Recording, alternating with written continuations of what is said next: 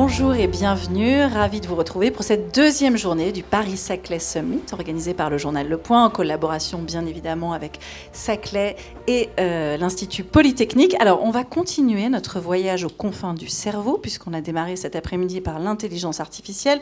On a poursuivi avec l'onde de la mort. Place maintenant au Human Brain Project. Alors ce projet créé en 2013 a été destiné à analyser et à décrypter le cerveau humain. On va donc faire le bilan, aborder les questions éthiques et entrevoir l'intelligence humaine après avoir parlé de l'intelligence artificielle. Pour cette grande discussion, Richard Frakowiak, neurologue et neuroscientifique britannique, initiateur... Non. Vous êtes... Non, franco-britannique. Je suis émigré politique français. Oh là là, bah écoutez, moi je fais bêtement que lire ma fiche, mais voilà, on va le répéter tout à l'heure. Et ça sera corrigé, ça sera écrit et stipulé. Émigré politique français, j'aime beaucoup cette notion. Voilà. Donc, votre micro, si vous parlez, si on se trompe encore. Voilà. Bah, écoutez, là, je crois que tout le monde a compris. Donc, c'est important de le préciser. Initiateur du Human Brain Project, Hervé Schneeweiss, neurologue neuroscientifique, directeur de recherche au CNRS, président du comité d'éthique de l'INSERM. On aura une dédicace avec vous d'ailleurs tout à l'heure. Et Christophe Onodibio, directeur adjoint de la rédaction du Point. Merci. Également émigré politique, mais bon. Merci beaucoup. Je suis vraiment très, très heureux de vous présenter cette table ronde autour du cerveau, mon second organe préféré, comme disait Woody Allen, avec deux grands connaisseurs du cerveau. On va commencer en effet d'abord par faire le bilan du Human Brain Project, cet énorme projet dont vous êtes, Richard Frakowiak, l'un des piliers et même l'un des initiateurs. Et puis ensuite, on élargira un petit peu le sujet sur effectivement à quoi ça sert en fait de connaître le cerveau. Et puis, est-ce que ça pose pas aussi des problèmes éthiques ? Alors, le Human Brain Project, on en a dit deux mots. C'était quand même un des deux gros, comme on disait, FET flagship, les initiatives phares des technologies futures et émergentes du grand programme pour la recherche et le développement technologique européen. Ça fait 10 ans maintenant que ça a été lancé. Est-ce que l'idée c'était de construire vous me corrigez si je me trompe, mais un jumeau numérique du cerveau humain, neurone par neurone presque, pour le simuler entièrement et pouvoir l'étudier. Donc en octobre dernier, après 10 ans d'existence, ce projet a pris fin. Est-ce que vous pourriez nous en faire un rapide bilan, je dis rapide toujours parce qu'on n'a qu'une demi-heure, mais ça a servi à quoi ? On a obtenu quoi ? Et qu'est-ce qu'il nous reste à faire ? Vous avez 5 minutes. Voilà. Vaste sujet. Ouais. Bon. Votre micro, vraiment près. Voilà. Prêt. Si. Il marche. Voilà. Oui, très bien. Donc je le pose sur le menton. Parfait. C'était un magnifique projet qui a duré à peu près 2 ou 3 ans. J'explique. C'était une prolongation de tout ce qu'on fait en neurosciences. Neurosciences, comme vous savez, est une discipline qui existe depuis 50 années à peu près. Et avec ceci, c'est une discipline intéressante parce qu'elle est interdisciplinaire. Et nous qui avons promu ce projet, on avait une vision. C'est très bien d'avoir des visions, mais c'était une vision qu'on croyait probablement correcte, où on voyait une discipline qui était très morcelée, avec beaucoup d'excellentes études, parlant, comme on a vu juste maintenant, d'une activité cérébrale dans un endroit particulier, chez un rongeur ou un homme, etc., etc. Et on s'est dit, mais finalement, si on continue à faire comme les Américains et certains Européens, de regarder le cerveau avec une finesse de plus en plus grande, on arrivera à comprendre de moins en moins. Donc, ce qui était une idée assez révolutionnaire. Et on s'est dit, mais voilà, on voit les énormes changements dans l'informatique, dans le computationnel, dans les mathématiques. Les gens commencent à comprendre ce que c'est d'être dans un univers multidimensionnel, c'est-à-dire pas juste ça, ça et ça et le temps, mais avec une autre dimension, peut-être l'âge, l'animal, etc., etc. Et on s'est dit, et puis on a vu, avec Netflix, on pouvait bouger énormément de données, d'ici et de là, pas se tromper entre les deux pièces d'une maison, de l'autre côté du monde. On pouvait utiliser des superordinateurs qui faisaient une milliard de fois de calculs par seconde. Et on s'est dit, il faut réfléchir de nouveau. Et ce qu'on a décidé de faire, c'est de visualiser, en fait, une approche à toutes les données qui existaient et à ceux qu'on allait collecter à l'avenir, et essayer de les intégrer dans un modèle du cerveau. Bon, bah ça c'était bien. Donc pourquoi parfois on dit le Human Brain Project, au fond, ça n'a pas vraiment marché? Alors, parce que les gens n'ont pas compris ce que c'est un modèle. Ils pensaient qu'on allait créer une personne dans un ordinateur. Deuxièmement, parce que certains de nos collègues pensaient qu'on reprenait d'argent qu'ils pouvaient utiliser bien mieux sur une continuation de ce qu'on faisait. Ce qui était faux aussi, parce que l'argent, le milliard, venait de Connect, et pas de la recherche en Europe. 1 milliard d'euros, c'était le budget, hein, c'est ça? En tout, mais comme en Europe, 500 000, très souvent, c'est 500 000 et 500 000 donnés par ceux qui... Et au début, ça a été soutenu fortement. La préparation a duré 3 ans. Il y avait 46 proposants. Finalement, nous avions 117 laboratoires qui travaillaient avec nous, etc. Et le deuxième problème, je ne sais pas si vous avez vu... le film Oppenheimer. Oui, tout le monde l'a vu. On était 4 500 000 en France. Alors là, ils ont montré comment les Américains ont établi une culture de gestion des grands projets. Et l'armée. Il faut un général, comme avec Notre-Dame d'ailleurs, je vous rappelle, pas seulement l'armée, pas seulement les États-Unis. Des visionnaires, des très grands scientifiques, et une évolution extrêmement rapide technologique. Tout ça était présent, mais était mal géré. Ah oui, ça. On aurait dû le faire façon Oppenheimer. Absolument. Absolument. Même avec la prise de risque qu'on voit dans le film, il y a un risque d'embrasement de l'atmosphère. Je suis scientifique, je joue quand même. Le risque, voilà. Je peux parler... Parce que la science, c'est aussi ça. Non, attendez. La science, c'est une méthodologie. C'est une façon d'avoir des connaissances. Et l'autre attribut de la science, c'est une fois qu'on achève, ou on arrive à une conclusion, à une connaissance, on l'autocritique immédiatement. On voit comment est-ce qu'on peut aller plus loin. Donc, c'est pas la science, c'est les connaissances qu'il fallait. Et moi, j'ai été responsable pour la partie médicale. Donc, de mon côté, le risque était plutôt positif que négatif. Et l'idée derrière était très simple, c'était de traduire nos manuels diagnostiques basés sur les syndromes qu'on utilisait depuis 150 ans dans les manuels mécanistiques, c'est-à-dire cause, mécanisme, quand on a entendu la dernière présentation, la recherche de tout ça. Et ça... dans 20, 30, 40, 50 ans. Mais de vraiment transformer notre connaissance. Je vous donne un exemple.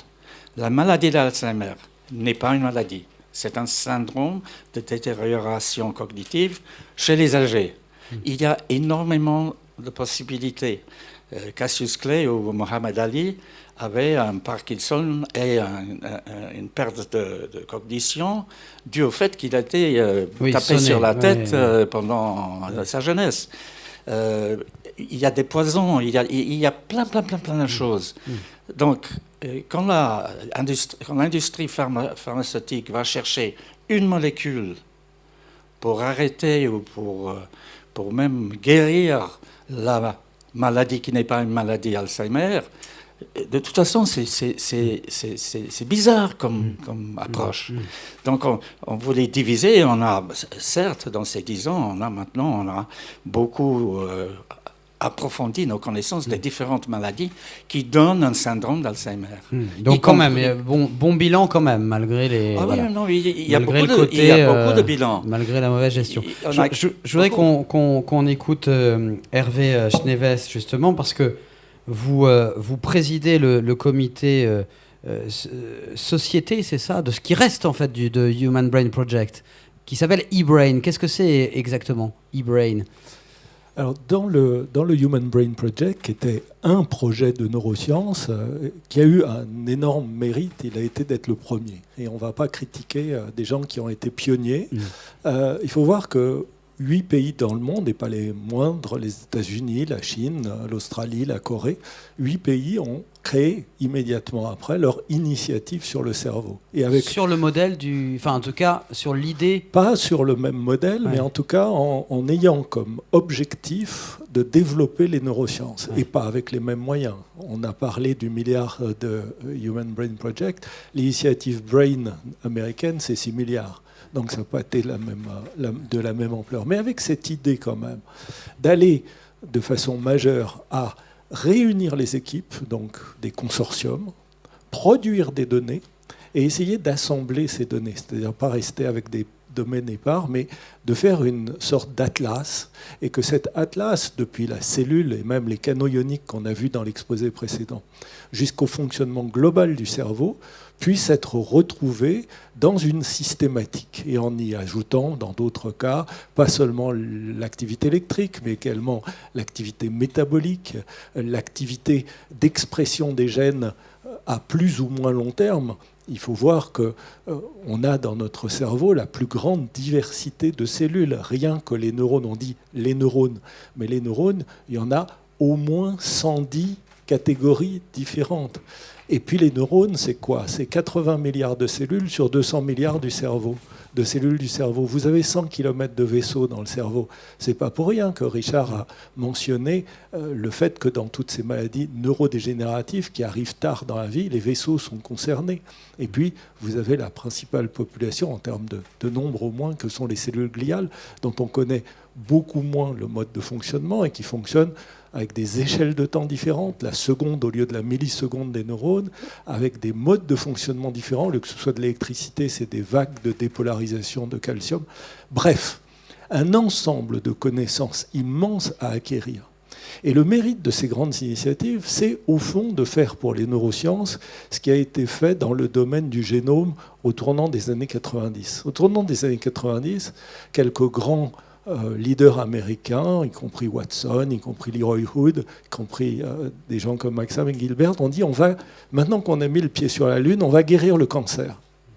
Ils savaient très bien qu'ils n'allaient pas guérir le cancer. Et je pense que les initiateurs du Human Brain Project savaient qu'ils n'allaient pas faire un jumeau numérique du cerveau humain. Ah oui, vous saviez ça, vous confirmez.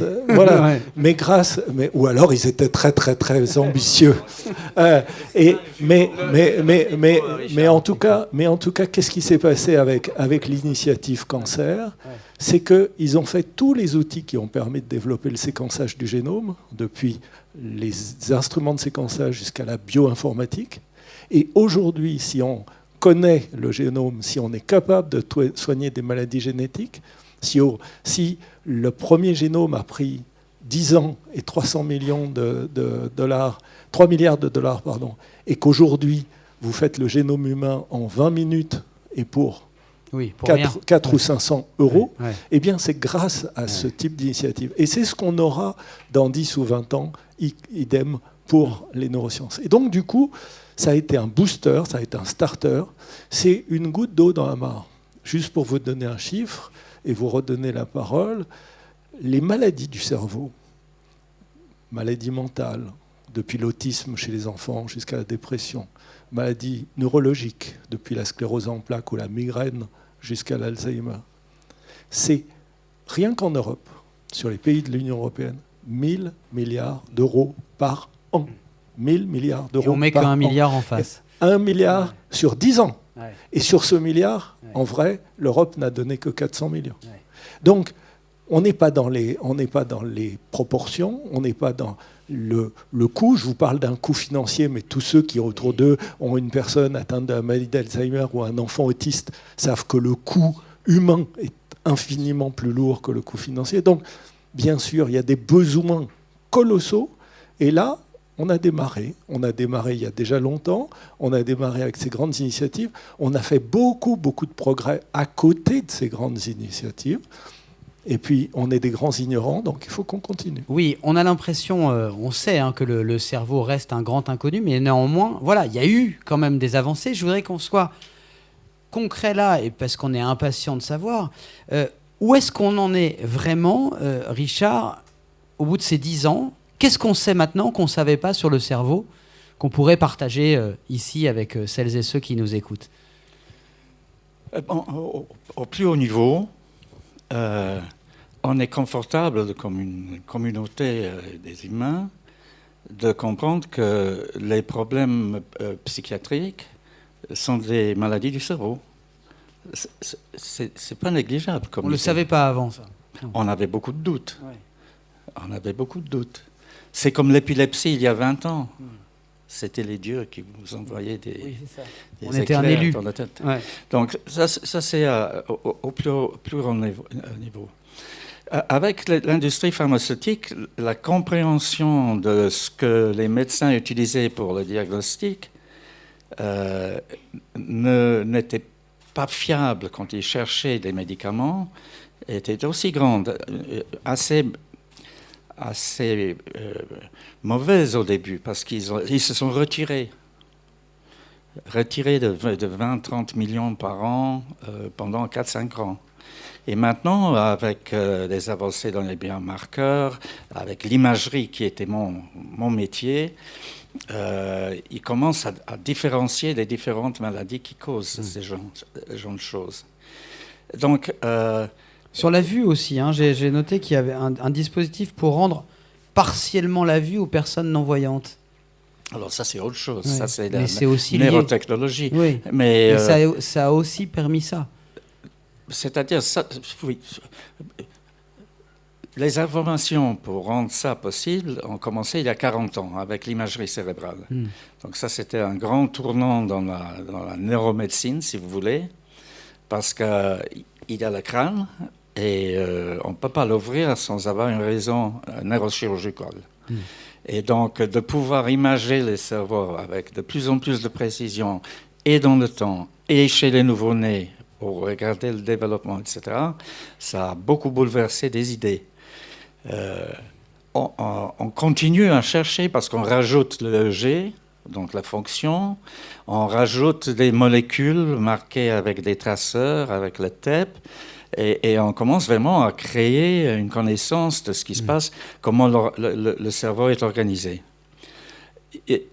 Un autre acquis, c'est de comprendre que le cerveau est un système multidimensionnel et pas une série de petits endroits qui s'occupent de l'amour, de la mémoire. Il n'y a pas de cellules spécifiées pour le visage de Madame Swift.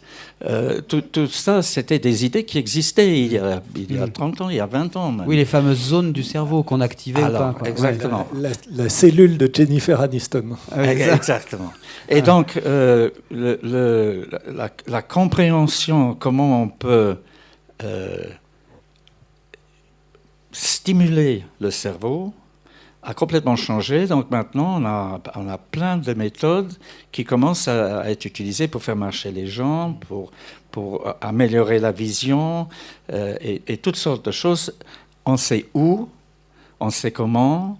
C'est pas les cellules qu'il faut attaquer, c'est des groupes de cellules, etc., etc. Donc, ce serait ma faute de dire que tout ça est dû au Human Brain Project, parce que beaucoup de ces choses ont commencé avant, mais Human Brain Project, comme a dit Hervé, a certainement donné un booster. Alors là, évidemment, à 15 minutes, évidemment, la question, parce qu'on fait Choose Science aussi pour ça, c'est qu'il y a un doute, il y a beaucoup de peur aujourd'hui sur la science. Dès qu'on parle du cerveau, on convoque Elon Musk, les implants, quand vous dites, on sait où aller, comment pour produire tel effet, etc.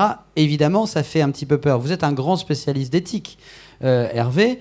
À quoi ça sert et est-ce que c'est pas dangereux, au fond, de connaître aussi bien le cerveau? Écoutez, il y a une phrase... Il faut être mieux ignorant, vous pensez? Non, mais c'est des questions que les gens se posent, donc autant se les poser. Bien entendu. Mais Isaac Asimov disait toujours la connaissance pose des questions auxquelles l'ignorance ne répondra jamais.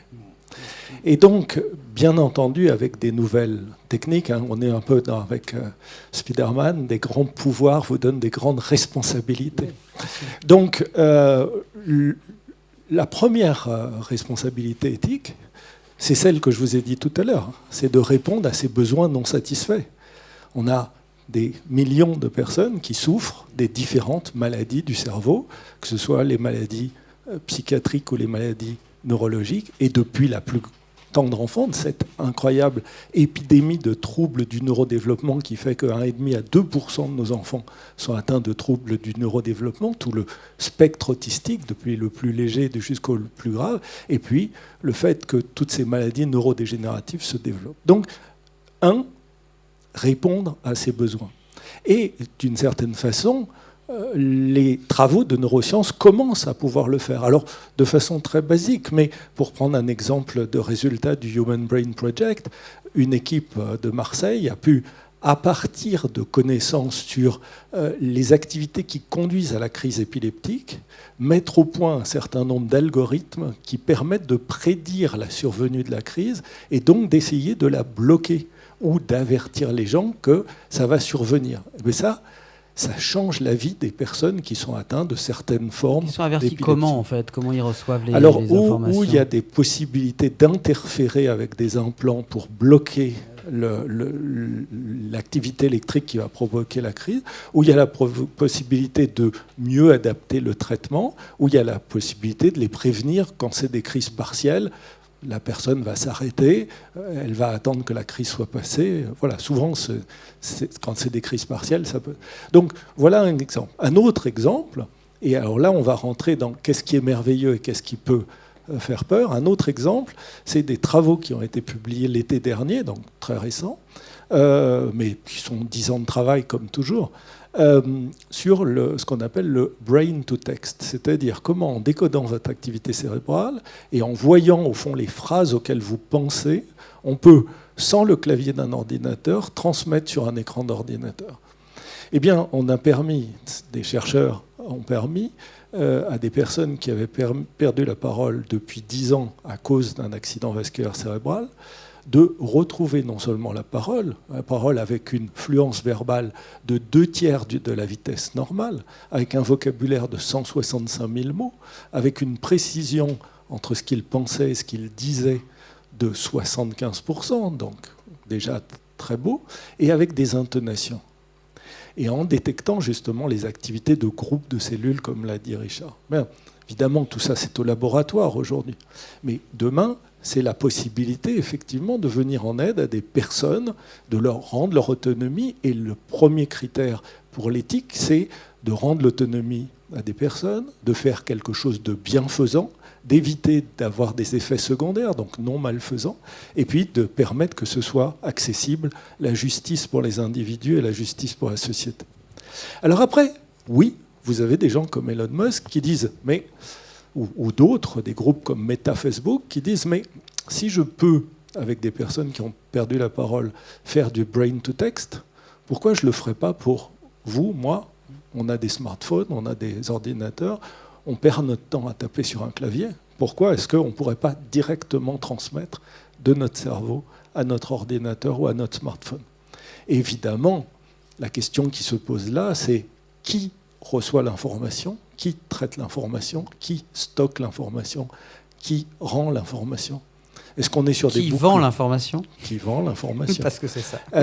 Est-ce qu'on est sur des boucles fermées?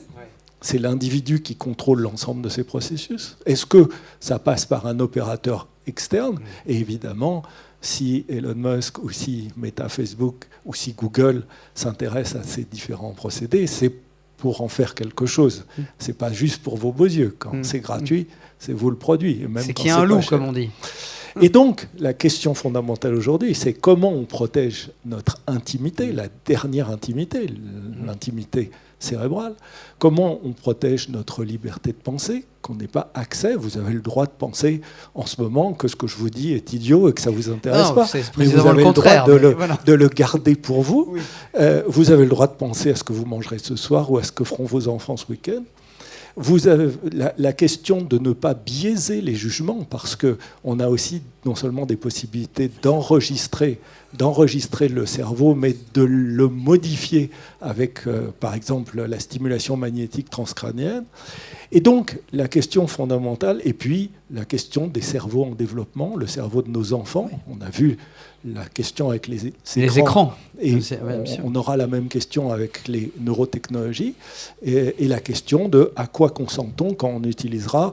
Parce que d'ici 5 à 10 ans, ce qui est fait aujourd'hui en laboratoire et avec des électrodes implantées, ça sera des écouteurs dans les oreilles. Oui. Hein, ça prendra peut-être 15 ans au lieu de 10 ans, mais enfin, on y arrivera. Et donc, la question fondamentale, on y vient, c'est comment on va utiliser ces technologies et ces avancées pour le mieux, venir en aide et en appui aux patients qui en ont besoin, nous aider dans notre quotidien pour nous permettre d'accroître notre autonomie, tout en nous prémunissant, empêchant ces prédateurs qui nous guettent et qui veulent encore faire quelques milliers de milliards sur notre dos, de nous utiliser comme objet. Oui, voilà. En prétextant des buts vertueux, souvent.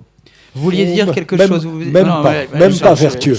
J'ai réagi à cette pas biaisé, etc., devant un acteur d'introduction du biais dans la connaissance du pays et du monde. C'était un peu riche, ça. Bon, mais je peux revenir sur une dernière chose du Human Brain Project qui est pas aussi terre à terre, parce qu'il y avait cette vision, et pour la médecine, je veux parler. C'est terre à terre, mais c'est très très concernant. C'est concernant quand ça arrivera. La prédiction, c'est la pire des choses. Sauf qu'on arrive maintenant à prédire. Oppenheimer, c'était aussi... Voilà, on a vu aussi... Mais là, c'était une prédiction qui était quand même... Il fallait tester quand même. Et post-hoc, avant d'avoir d'idées. Alors, l'idée, c'était aussi d'utiliser tout ce qu'on a fait en informatique pour créer je vais appeler ça un Google de la médecine. Il y a dans tous les hôpitaux, dans toutes les bases de données de neuroscientifiques, etc., des données.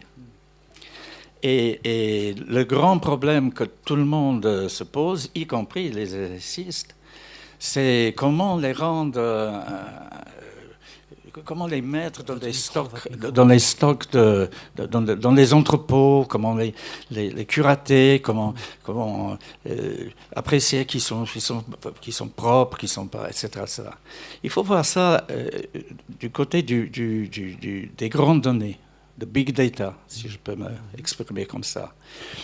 Les big data qu'on peut maintenant manier nous permettent d'utiliser des données qui ne sont pas toutes propres, qui parfois il y a des manques, etc. Mais les big data, je parle des millions et millions de données qui existent en ce moment partout, dans les hôpitaux et ailleurs. Et l'idée, c'était de créer une plateforme où on pourrait utiliser ces données pour faire cette classification. On appelait ça les signatures des maladies. Et pour permettre à un médecin, quand il voit son malade, de dire « Je crois que vous avez une maladie dans ce domaine, je vais interroger le Google de la santé et voir où on est. » Et puis de dire « Voilà, est-ce que je peux le faire ?» Question éthique. Oui, allez-y, on le fait. Et puis on améliore comme ça la prise en charge des malades, on améliore la compréhension de l'avenir des gens avec certaines maladies et ainsi de suite. Tout ça est faisable et si on regarde le business plan de Google, ça pourrait créer beaucoup de richesses pour l'Europe. On n'a pas réussi. Techniquement, on a réussi, mais on n'a pas réussi à amener ce projet au bout parce que c'était peut-être trop tôt. les gens ont du mal vraiment à sortir de cette idée que toutes les données doivent être très propres et ainsi de suite, vers l'idée qu'on peut aller pas mettre toutes les données ensemble, mais adresser les données, comme on fait sur Google. Envoyer une question. Et ça implique aussi, à ce moment-là, que le médecin réfléchit toujours. Il faut donner ça à ChatGPT, comme ça. Chaque GP, voilà. chaque GPT, mais chaque general practitioner. Oui, voilà. c'est ça. Ouais, voilà, c'est ça. Ah oui. Et chaque médecin, et peut-être même, Dieu sait si ce serait mauvais de commencer à apprendre aux gens de s'interroger eux-mêmes. Donc, à mon avis, ça, c'est quelque chose encore à faire. Ouais. Mais il y a un changement de culture massif qu'il faut faire pour permettre ça. Avant les questions dans 4 minutes, je voulais vous demander si vous aviez l'impression qu'on était vraiment là à un tournant dans le domaine des neurosciences, c'est-à-dire qu'un point de bascule comme il n'y en a jamais eu dans les récentes dernières années concernant le cerveau.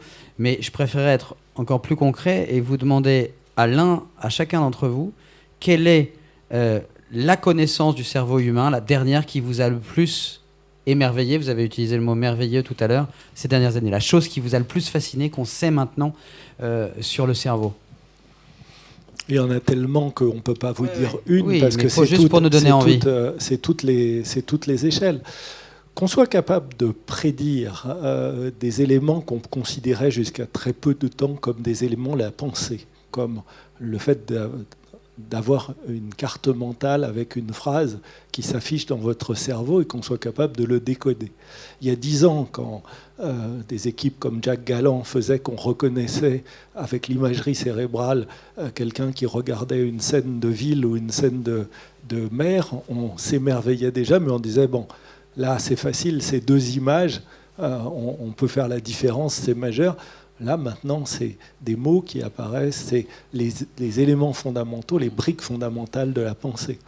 De la même façon, aujourd'hui, à l'autre bout du spectre, avec l'expression du génome, qui est notre cerveau est l'endroit le plus riche de diversité d'expression de notre génome, on se rend compte que la capacité à très long terme d'activer ou d'éteindre certains gènes, donc des empreintes qui peuvent se faire dès l'enfance, à cause de comportements, à cause de mauvais traitements, ou au contraire, à cause d'exposition à certaines molécules, peuvent avoir des années plus tard des conséquences, soit sur le fonctionnement cérébral, soit sur l'émergence de certaines pathologies.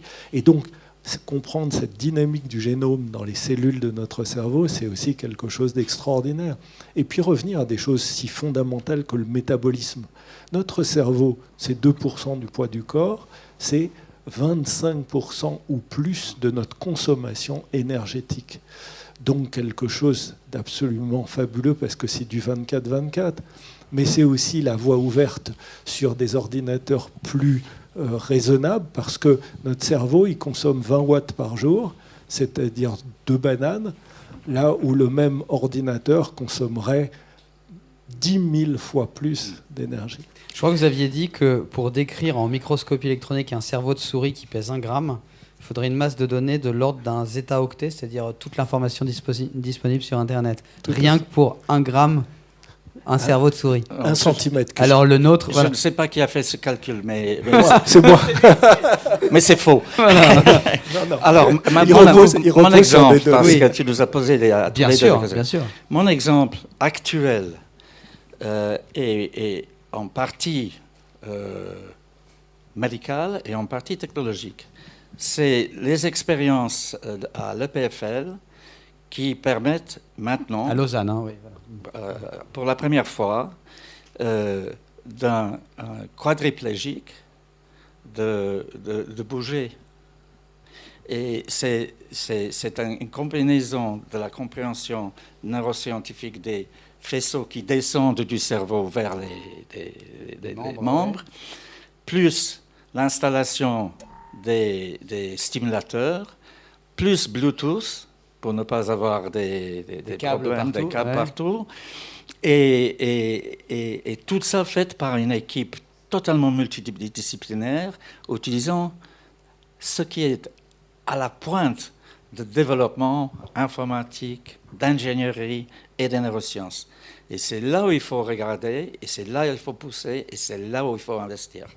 Donc l'intelligence artificielle, finalement le cerveau humain n'est pas encore battu face à l'intelligence. Dans beaucoup de choses, il est battu. Voilà. Ouais. On va passer aux questions. Oui, on va passer aux questions, on va vous donner des micros. On apprend, on apprend en biologie que les neurones ne se régénèrent pas. Est-ce que maintenant, avec les connaissances, on sait plus? Est-ce qu'il y a des neurones qui peuvent se régénérer, qui peuvent apparaître au cours de la vie après la croissance Ce qui est très intéressant, alors pour répondre à votre question de façon directe, pour l'instant, non, nous ne savons pas régénérer des neurones. Mais ce qui est très intéressant, c'est comme pour la plupart des phénomènes, on a longtemps cru qu'on avait affaire à des phénomènes d'épuisement ou à des phénomènes d'impossibilité. Ce qu'on sait aujourd'hui, c'est que ce sont des phénomènes actifs. C'est-à-dire que la cellule qui est atteinte, ou les cellules environnantes de la cellule atteinte, et là en l'occurrence c'est les cellules environnantes, produisent des molécules qui interdisent aux neurones de régénérer. Et donc, la question fondamentale aujourd'hui, c'est d'arriver à bloquer la combinaison de ces molécules, puis à redonner à la cellule la capacité de faire le chemin. Il faut que vous vous rendiez compte que pour un neurone moteur, par exemple, entre votre cortex, d'une part, et la partie de la moelle où il doit donner son ordre, il y a à peu près 1 mètre, pour la taille du corps de la cellule, c'est comme si vous vouliez serrer la main à une de vos amies qui est actuellement à Orléans, avec la précision de trouver sa main à la distance par rapport à votre corps à Orléans. Donc c'est des questions aujourd'hui encore fondamentales et auxquelles, comme Richard l'a expliqué, probablement la technologie, c'est-à-dire décoder ce qui se passe à un endroit et être capable de le transmettre à un autre endroit, est peut-être aujourd'hui beaucoup plus avancée que la médecine régénérative, utiliser des cellules souches pour arriver à reconstruire tout ce circuit qui se fait au moment de l'embryogénèse, et très tôt et bien avant que le corps adulte soit formé. J'ajouterais juste une petite chose. Des avancées en neurosciences fondamentales sont aussi nécessaires parce que une des choses qui ont été découvertes pour permettre ce que j'avais décrit pour les hémiplégiques et paraplégiques, c'est qu'on a considéré la moelle épinière comme une voie de connexion, mais ce qu'il s'avère qu'il y a des mécanismes de traitement des signaux tout au long aussi. C'est-à-dire le cerveau peut parler à la moelle épinière tout au bout pour déclencher un rythme qui détermine comment on va marcher. Donc, moi, je pense beaucoup moins aux neurones, je pense au groupe de neurones, et puis je pense beaucoup moins à un endroit et beaucoup plus au système qui peut être très long jusqu'au bout qui sont nécessaires pour donner l'information et pour recevoir l'information sur ce qui marche, ce qui ne marche pas et ce qu'il faut ajuster. On a juste le temps pour une deuxième question. On va donner le micro. Mais la bonne nouvelle, c'est que vous pourrez poursuivre l'échange après parce qu'il y a une dédicace dans le hall personnalisé. Bonjour. Les neurosciences ont toujours influencé l'informatique depuis McCulloch et Pitt, dans les années 40. Là, tout récemment, il y a eu un neuroscientifique anglais, Carl Friston, qui a proposé justement un nouveau type d'IA, l'IA active, qui s'appuie sur ses travaux sur le principe d'énergie libre, Free Energy Principles, et un petit peu sur les travaux de Francisco Varela, qui disait il n'y a pas de perception sans action, et qui veut créer une IA, là où ChatGPT est une IA passive, parce que le problème, c'est comment on la remplit d'informations, et le biais, il est là. Tandis que l'humain, il va chercher l'information. Il n'y a pas de perception sans action, disait Varela. Ma question, c'est que pensez-vous de cette approche de Carl Friston? Moi, je l'ai employé comme jeune doctorant, je l'ai suivi depuis. C'est un garçon qui est extrêmement fort théoriquement. Et la théorie, il faut la suivre. Moi, je pense que peut-être dans 100 ans, on peut vraiment voir quelles sont les correspondances pratiques et comment elles nous aident à comprendre ce qui se passe dans le cerveau, même pendant le développement. Mais il essaie de faire ce que nous avons essayé de faire avec le Human Brain Project, d'intégrer toutes les informations qu'on a déjà et qu'on va avoir à l'avenir sur le cerveau et ses fonctions. Il essaie d'intégrer tout ça dans les théories de la matière et dans les théories hémodynamiques, etc., etc. Donc, à suivre. Mais il faut vraiment savoir le lire. Hein. Et il n'est pas facile à lire, même pour un anglais. Mais et il faut avoir beaucoup de maths. C'était notre matheux et pour moi, le maths, c'est un langage que je ne connais pas. Pour un jeune immigré en France, ça sera plus simple. Voilà. Merci beaucoup, affaire à suivre. Donc, merci beaucoup et merci à tous les trois. Bravo.